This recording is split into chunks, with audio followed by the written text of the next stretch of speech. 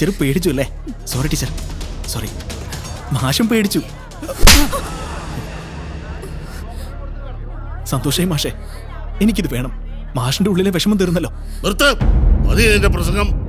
10 ദിവസത്തേക്കുള്ള സസ്പെൻഷൻ, അതാ നിനക്കുള്ള ശിക്ഷ. ഒരു പ്രാവശ്യത്തേക്ക് ക്ഷമിച്ചൂടെ? No excuse. പോ ക്ലാസ്സിൽ പോ. ആ പോകാൻ. ജോ,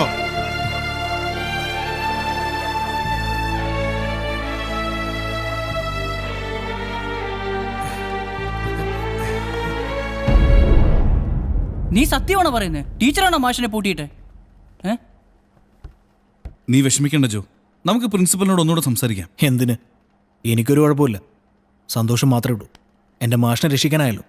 പിന്നെ സസ്പെൻഷൻ, അത് വെറും 10 ദിവസം.